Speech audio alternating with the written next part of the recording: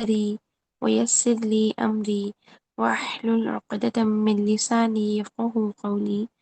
اللهم فقهنا في الدين. رب يسر ولا تعسر وتمم بالخير بك نستعين.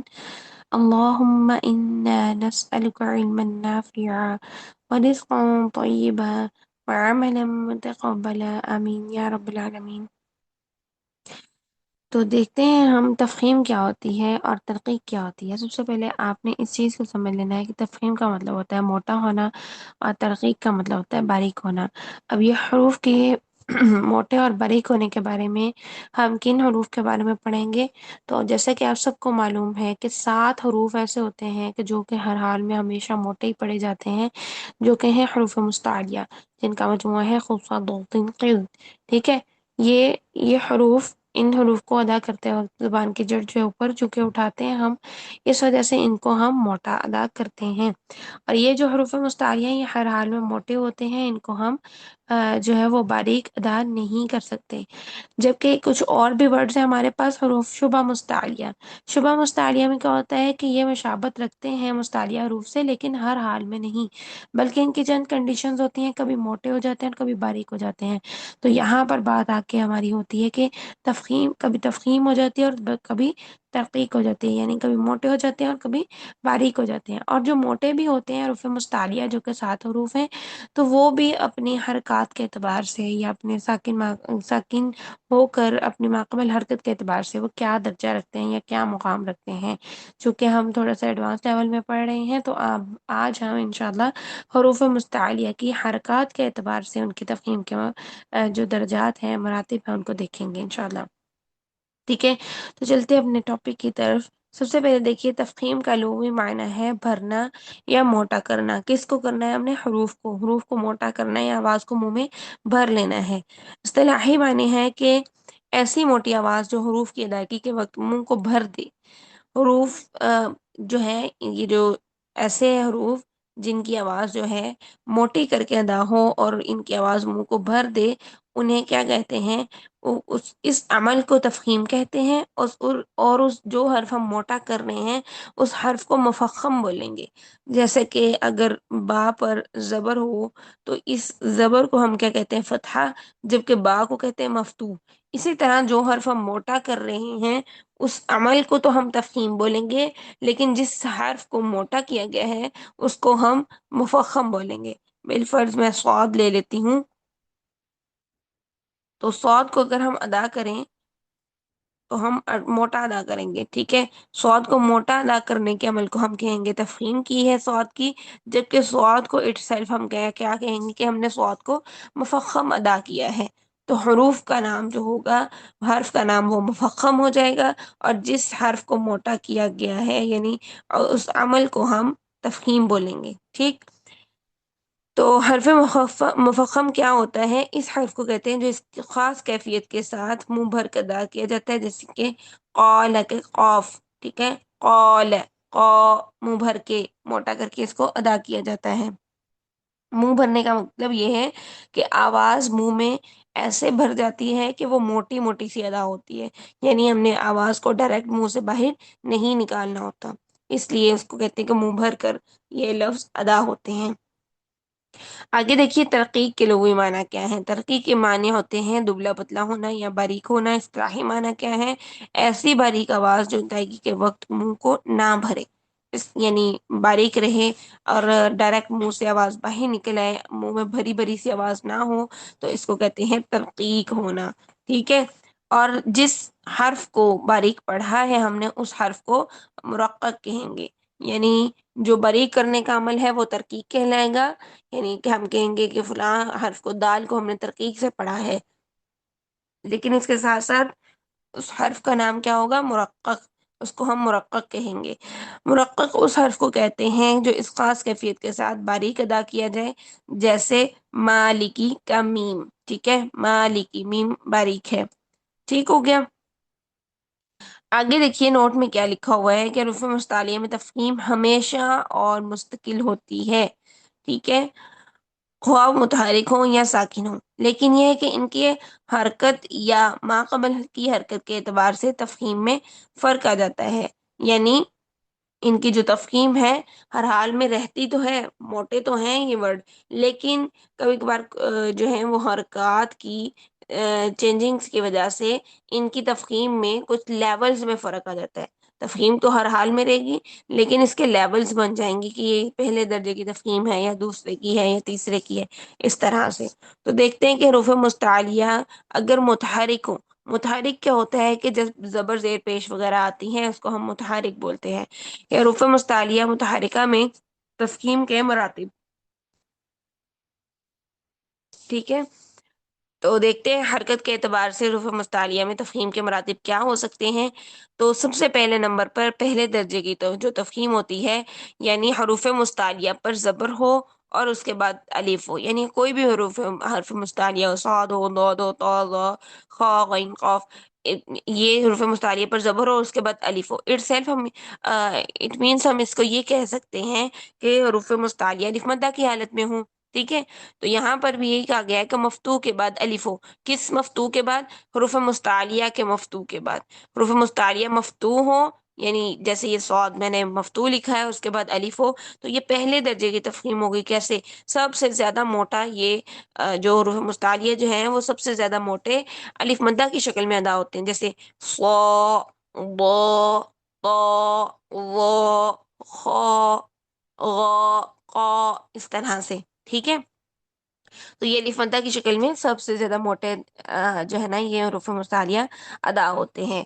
تو یعنی مفتوح کے بعد الف ہو، حروف مستعلیہ پر فتحہ اور اس کے بعد الف ہو، تو یہ پہلے درجے کی تفخیم ہے، جیسے طائعین، یا پھر قالت، قا اور طا یہ دونوں جو ہیں حروف مستعلیہ کے پہلے درجے کی تفخیم کے ہیں، ٹھیک ہے۔ اس کے بعد دوسرے نمبر پہ جو تفخیم ہوتی ہے وہ ہوتی ہے مفتوح کے بعد الف نہ ہو، یعنی صرف حروف مستعلیہ مفتوح ہو، یعنی فتحہ ہو اس پہ، لیکن اس کے بعد الف نہ ہو، یعنی وہ الف مدہ کی حالت میں نہ ہو، تو دوسرے درجے کی تفخیم بنے گی، جیسے غفور الرحیم، غین کی فتحہ ہے لیکن اس کے بعد الف نہیں ہے، الف مدہ نہیں ہے، اگر یہ بنتا غا تو یہ پہلے درجے کی تفخیم، اگر یہ بن گیا ہے صرف اور صرف زبر کے ساتھ تو یہ ہے غا، ٹھیک ہے۔ غفور الرحیم دوسرے درجے کی تفخیم ہوگی۔ اب تیسرے درجے کی تفخیم کب ہوگی؟ جب حروف مستعلیہ پر ضمہ ہو، یعنی حروف مستعلیہ itself مضموم ہو۔ مضموم کا کیا مطلب ہے کہ جب ان پر پیش ہو، ٹھیک ہے، حروف مستعلیہ پر جب پیش آ جائے، یعنی صاد پر پیش ہے، ضاد پر یا پھر پیش ہے، یا یہ جو حروف مستعلیہ میں سے جس میں بھی کسی پر پیش ہے تو اس کا مطلب ہے حروف مستعلیہ مضموم ہے، تو یہ تیسرے درجے کی تفخیم ہوگی۔ جیسے یہاں پہ دیکھیں ضریبت، ضاد کی تیسرے درجے کی تفخیم ہے، ٹھیک ہے، ضریبت علیہم الذلہ، ٹھیک ہے، ضریبت علیہم الذلہ، یہ ضاد پر تیسرے درجے کی تفخیم ہے۔ یہ جب آپ نے تطبیق کرنی ہے، جب آپ نے تلاوت کرنی ہے تو تطبیق بھی ساتھ کرنی ہے، تو آپ کو یہ مراتب معلوم ہونے چاہیے کہ کون سے مرتبے کی تفخیم ہے حروف مستعلیہ پر۔ جب بھی حروف مستعلیہ آ جائے آپ کو معلوم ہونا چاہیے ان پر تفخیم ہے، کسی نہ کسی لیول کی، کسی نہ کسی مرتبے کی ضرور ہے، چاہے وہ متحرک کے اعتبار سے ہے یا وہ ساکن کے اعتبار سے ہے، ٹھیک ہے، یا وہ ساکن کے اعتبار سے ہے۔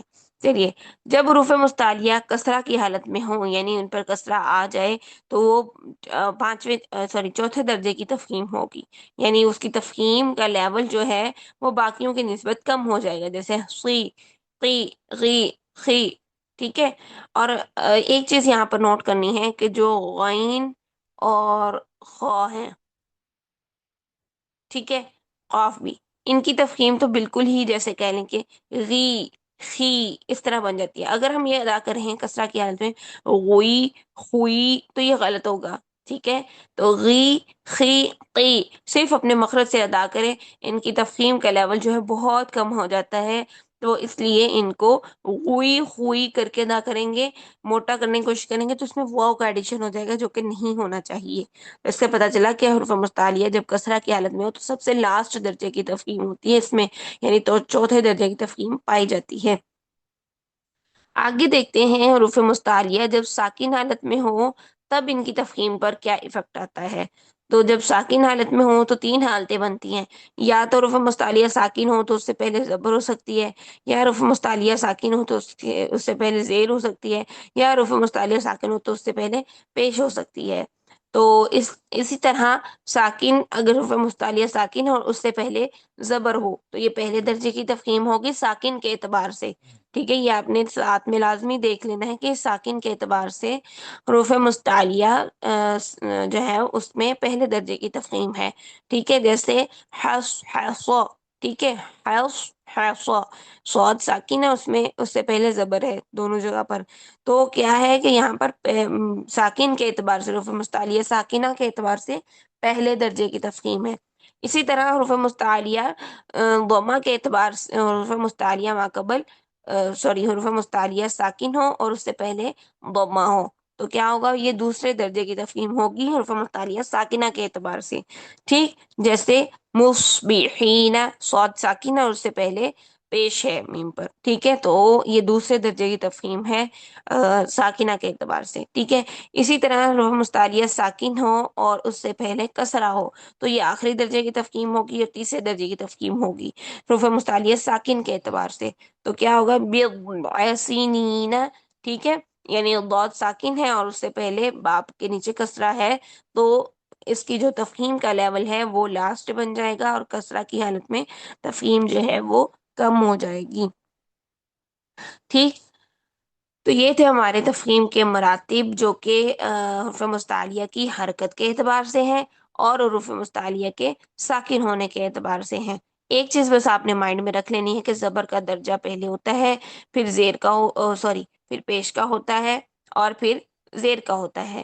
یہ ترتیب اگر آپ کو یاد رہ گئی، یہ صرف ٹپ بتا رہی ہیں آپ کو یاد رکھنے کے لیے، اگر یہ ٹپ یاد رہ گئی تو انشاءاللہ آپ کو مراتب یاد کرنے میں مشکل نہیں ہوگی۔ تو یہی ٹپ آپ نے بس اپنے مائنڈ میں رکھ لینی ہے۔ جب آپ نے اس کو ڈیفائن کرنا ہے حروف مستعلیہ کی حرکت کے اعتبار سے تو سب سے پہلا والا جو آیا وہ آپ نے کیا کرنا ہے، حروف مستعلیہ مفتوح ہو اور اس کے بعد الف ہو، یہ پہلا درجہ آپ نے بنا دینا ہے، ٹھیک ہے۔ پھر اس کے بعد آپ نے کیا کرنا ہے کہ اسی ترتیب کو لے آنا ہے، یہ جو ترتیب میں نے آپ کو لگا کے دی ہے کہ پہلے سب سے پہلے زبر ہوتی ہے، پھر پیش اور پھر زیر، تو جب آپ نے حروف مستعلیہ متحرکہ کے اعتبار سے تفخیم کے مراتب کو یاد کرنا ہے تو آپ نے سب سے پہلا درجہ بنا دینا ہے حروف مستعلیہ پر زبر ہو، اس کے بعد الف ہو، یہ یعنی الف متہ کی حالت میں حروف مستعلیہ ہوں تو وہ پہلے درجے کی تفخیم ہے۔ پھر آپ نے دوسرے نمبر پر یہاں سے یہ دیکھیے لگا دینا ہے کہ دوسرے نمبر پر جو ہے وہ زبر، جب حروف مستعلیہ زبر کی حالت میں ہو تو کیا ہوگا، مفتوح حالت میں ان کی تفخیم کا مرتبہ دوسرا ہوگا۔ پھر نمبر 3 پر جب حروف مستعلیہ مضموم ہو یعنی اس پر پیش ہو تو یہ تیسرے مرتبے کی تفخیم ہوگی۔ جب حروف مستعلیہ مکسور یعنی ان کے نیچے کسرہ ہو تو یہ چوتھے درجے کی تفخیم ہو جائے گی۔ یہی کنڈیشن آپ جو ہے، جو میں نے ابھی آپ کو بتایا کہ زبر اور پھر اس کے بعد پیش اور یہ زیر، اسی ترتیب کو آپ ساکن حالت میں بھی اگر فٹ کریں تو اگر حروف مستعلیہ جو ہیں وہ ساکن ہو اور اس سے پہلے جو ہے وہ زبر ہو، یہ پہلے درجے کی تفخیم بنے گی۔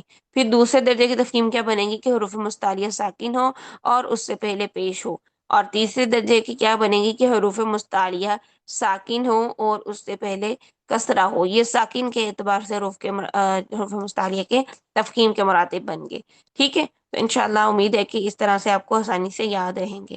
تھوڑا سا چھوٹا سا ایک نوٹ ہم پڑھ لیتے ہیں، وہ کیا کہ صاد، ضاد اور طا اور ظا، یعنی یہ 4 حروف ایسے ہیں کہ ان میں ڈبل لیول کی تفخیم پائی جاتی ہے، اور یہ چیز ہم کہاں پر دیکھ کر رہے ہیں، صفات میں۔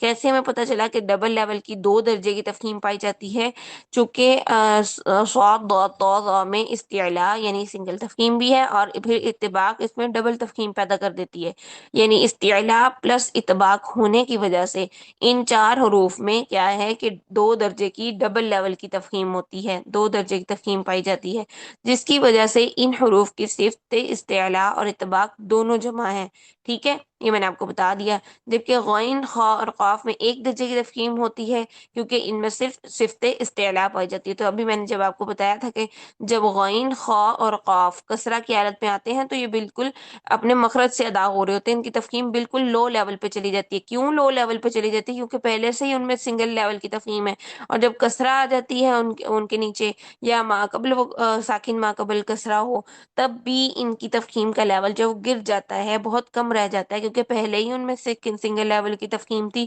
اور اس کے بعد جب وہ کسرہ آئی تو وہ اور ڈاؤن ہو گئی۔ ٹھیک ہے، تو پھر یہ صرف اپنے اپنے مخرج سے ادا ہو رہے ہوتے ہیں، غی، خی اور قی، اس طرح سے۔ ٹھیک ہے، جبکہ جو صاد، ضاد، طا، ظا چار حروف ہیں، ان میں دو درجے کی یعنی ڈبل لیول کی تفخیم ہوتی ہے، تو ان کے اوپر کسرہ والا زیادہ اثر نہیں پڑتا، کیونکہ پہلے سے ان کے اندر ڈبل لیول کی تفخیم ہے۔